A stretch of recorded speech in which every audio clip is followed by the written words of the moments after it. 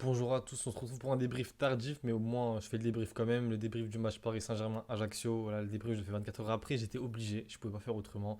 Déjà, je vous ai dit, je suis à l'étranger, donc pour faire des vidéos c'est un peu compliqué. Vous voyez le décor, c'est une cuisine derrière moi, enfin laisse tomber. Mais je préfère quand même le faire en retard que ne pas le faire du tout. Du coup, bah, on va commencer le débrief directement. En vrai, ce débrief là il va être assez rapide, je pense, parce que quand tu gagnes 5-0 un match, je vois pas trop ce que tu peux dire. Mais bon, il y a quand même certains détails dont j'ai envie de parler. Déjà, premièrement, on va parler. J'ai envie de parler directement par lui du match d'Achraf Hakimi. Achraf Hakimi qui fait l'un de ses meilleurs matchs depuis très longtemps au PSG. D'ailleurs, pour moi, c'est l'un des meilleurs matchs d'Hakimi que j'ai vu au club, tout simplement depuis qu'il est arrivé. Ça fait maintenant 2 ans, je crois, il est au club. Hakimi, très très gros match, mais malheureusement, à la fin du match, il se prend un rouge. Le rouge, en fait, pour moi, il est un peu contestable dans le sens où Hakimi, il le pousse juste. Donc, mais après, le mec, il vient, il lui met un coup, tout ça. Donc, le rouge, pour moi, il est un peu dur de la part de l'arbitre. Mais Hakimi, frère, tu gagnes 5-0. Il veut venir s'énerver. Laisse-le s'énerver. Dans tous les cas, il va rien se passer. Le match, tu l'as gagné quoi qu'il arrive. C'est des mecs qui vont descendre en Ligue 2. D'ailleurs, grosse force aux supporters d'Ajaccio qui descendent en Ligue 2. Ça va être compliqué parce que là, on voit que l'équipe, c'est vraiment faible. C'est très faible. D'ailleurs, aussi, Belaïli, je suis algérien, mais Belaïli, je trouve, c'est lâche quand même ce qu'il a fait. Il y a eu l'histoire de son oncle qui est mort, perd son âme, tout ça, on est tous d'accord avec ça. Mais on va dire que dès qu'il. J'ai l'impression, c'est comme ça que moi je l'aurais ressenti en tant que supporter. Dès qu'il a senti que ça y est, ça puait pour le maintien, j'ai l'impression que vraiment il a mis fuite et on va plus le revoir avec Ajaccio tout simplement. Et je trouve que c'est un peu lâche de sa part parce que quand même Belali il aurait fait gagner quelques points, que ce soit sur des pénaltys, que ce soit sur des passes décisives. Belali il avait apporté quelque chose à Ajaccio, mais là bon il a disparu comme il fait souvent en Europe. Et d'ailleurs pour moi il a plus rien à faire en Europe Belali qui retourne en Afrique ou au Qatar parce que moi il m'a déçu. Bon on s'éloigne un peu du sujet, mais du coup grosse force à Ajaccio, j'espère qu'ils vont remonter rapidement en Ligue 1. Mais donc, ouais, Hakimi, toujours, enfin, j'ai l'impression qu'Hakimi, il y a toujours un truc pour dénoter son match. Le mec, il fait un super match, mais il faut quand même qu'il aille s'embrouiller, qu'il aille vouloir aller frapper un mec ou je sais pas quoi pour avoir un rouge. Bon, bref, c'est pas anecdotique, mais un peu quand même. Le match se gagne 5-0. Ça veut dire juste que Zaire Emery jouera titulaire au prochain match. D'ailleurs, les jeunes, dans ce match-là, je sais pas pourquoi Galtier n'a pas fait jouer les jeunes. Frérot, t'es en train de taper 5-0 une équipe de Ligue 2. Ça, avec tout le respect qu'on a pour Ajaccio, c'est une équipe de Ligue 2 dorénavant. Désormais, c'est une équipe de Ligue 2.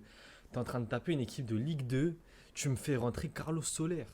Tu me fais rentrer Carlos Soler alors que t'as Garbi sur le banc, t'as Ousni sur le banc. Ok, il a fait rentrer El Shaddai, mais même El Shaddai, on l'a vu. El Shaddai, tu l'as envoyé au charbon contre le Bayern. Il s'est fait terminer parce que, soi-disant, la faute, elle était à cause de lui, contre la faute contre le Bayern. Là, quand Verratti, il fait un truc bizarre, tout ça. El Shaddai, tu l'as envoyé au feu carrément. Et là, t'as Garbi et Ousni.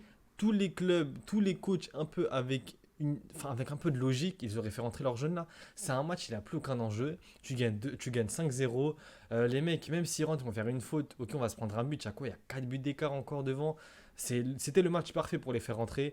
Mais bon, je sais pas pourquoi Gatti ne les a pas fait jouer. D'ailleurs, il y a des rumeurs comme quoi Garbi il voudrait se barrer. Garbi, si tu vois ça, mais barre-toi, mais vraiment, va à Nice. Quand je vois Boanani, comment il est en train de kiffer à Nice, titulaire côté droit, il est en train d'éclater des défenses de Ligue 1. Vraiment, il faut qu'il se barre. En plus, Nice, il le voulait. Il aura du temps de jeu là-bas. Au Paris Saint-Germain, on n'est pas fait pour faire développer le Titi, j'ai l'impression. On a des joyaux entre les mains qu'on n'utilise pas. Et bon, Galtier, il fait rentrer Solaire, va comprendre un truc. Ça m'a rendu fou. Pour moi, c'est le truc du match qui m'a vraiment marqué. En dehors des buts, en dehors, c'est comment les jeunes n'ont pas joué ce match-là. Mais sinon, je vais pas commencer à faire le mec aigri. On a gagné 5-0. Ça reste Ajaccio avec tout le respect. Mais par exemple, Mbappé qui fait pas un très très bon match, mais qui plante 2 fois. Et ça, c'est bien. Il retrouve bien son efficacité. D'ailleurs, le deuxième but qu'il met, but incroyable, sincèrement. Défenseur qui touche de la tête, il t'envoie une reprise incroyable, sans contrôle, sans rien. Jusqu'à les filets, on les a entendus. C'était un très très beau but, vraiment. Celui-là, j'ai kiffé. Messi qui se fait siffler par une partie du parc, qui se fait pas siffler par une partie du parc. Sincèrement, je m'en fous. Je vais pas vous mentir que j'ai même pas envie d'en parler plus que ça. Écoutez, Messi, on sait que c'est fini avec Paris. Bon, on espère qu'au moins il fera des bons derniers matchs, que genre il vienne pas sur le terrain juste pour venir. Mais sinon, en vrai, je m'en fous. Qu'il se fasse siffler, qu'il se fasse pas siffler, moi ça change rien. Messi, c'est un sujet complexe et j'ai pas envie de reparler de ça dans un débrief, sachant que j'ai déjà fait une vidéo par rapport à ça, enfin par rapport à ces rumeurs de départ. Ekitike, maintenant j'ai envie de parler de lui. Ekitike qui fait pas un match excellent, mais qui fait pas un match mauvais. Il fait un bon match. Moi, je trouve, là, on est en train de Galtier il est en train de le remettre en forme, entre guillemets. Il le fait enchaîner, là, ça fait 2 matchs qu'il joue. Et on voit qu'il y a quelque chose. Ça ne va pas, je ne pense pas. Après, peut-être qu'il va me faire mentir et j'espère. Mais sincèrement, je pense pas qu'Ekitike, ça deviendra un crack international. Ça ne deviendra pas le futur neuf du Real Madrid, par exemple. Ça j'en suis quasiment sûr. Mais moi, je pense qu'Ekitike, il y a quelque chose à gratter avec lui. Je vous parle sérieusement. En tant que une bonne doublure en Ligue 1, mais largement. D'ailleurs, ça parle de lui à Francfort en prêt. J'en ai fait une vidéo sur TikTok. Je vais vous résumer vite fait. Pour moi, l'envoyer en prêt, d'autant plus en Allemagne, c'est quelque chose d'excellent pour lui. Comme pour nous.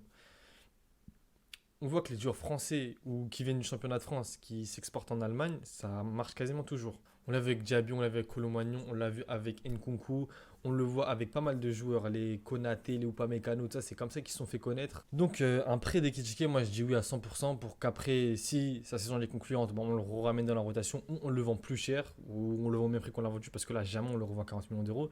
Et si son prix n'est pas concluant, ben, dans tous les cas c'est la porte. Là où il y a pas, on est obligé, si même à Francfort il n'arrive pas à s'imposer, là tu peux plus rien lui faire. Sachant qu'à Francfort il y a Colomani qui va se barrer, donc ça veut dire que normalement il va se barrer, donc ça veut dire qu'Ekitike aura quasiment une place de titulaire assurée ou au moins un titulaire régulier, on va dire. Sinon, pas grand chose à dire. La défense, ils n'ont pas vraiment été dérangés. Marquinhos, Ramos, Danilo, c'était solide. Ramos qui s'est fait mélanger à un moment, je ne sais pas si vous vous souvenez, il a même glissé. Enfin, il n'a pas glissé, il s'est rattrapé avec ses mains, mais il s'est bien fait mélanger à un moment. Mais sinon, une défense solide. Ramos, il m'a fait rappeler un peu le Ramos du Real avec ses. Il a fait beaucoup de transversales dans ce match-là, je trouve. Ça m'a fait rappeler un peu le Ramos du Real. Milieu de terrain, Verratti Ruiz. En fait, tu peux pas trop juger les milieux de terrain parce que bon, on l'a vu durant la saison que c'était une catastrophe quand c'était des grosses équipes en face, quand c'était des gros milieux de terrain. Mais là, c'est Ajaccio en fait. J'ai pas envie de dire qu'on a été très très fort alors que l'équipe en face a été très très faible. Mais non plus, on a été bon. Mais voilà, donc faut savoir mesurer quand même un petit peu ce résultat 5-0.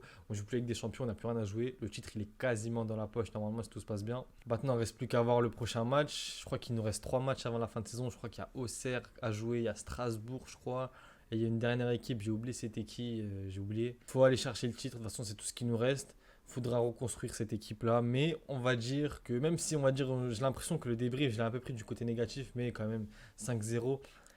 En fait, je vais pas vous dire que je suis content parce que sincèrement, en toute sincérité, je m'en fous. Genre vraiment, j'en ai strictement rien à faire. Le match, je l'ai vu parce que je vous ai dit que je n'arrive pas à pas regarder les matchs de ce club-là. Même quand ça me fout la rage, je suis obligé de regarder parce que j'aime ce club-là.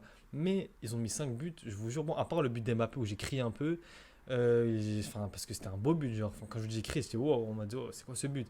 Mais sinon, les 5 buts, ok, on a marqué, c'est bien, mais ça me faisait rien du tout. Voilà, encore heureux, j'ai envie de dire qu'on a gagné après tout ce qu'ils nous ont fait subir cette saison. Mais du coup, ouais, faut prendre le titre. Et voilà, c'est tout ce que j'ai à dire. Dites-moi si j'ai oublié des choses dans les commentaires. Dites-moi si vous êtes d'accord avec moi, si vous n'êtes pas d'accord. Les points que j'ai pu oublier peut-être. On se retrouve pour une prochaine vidéo. A plus les mecs.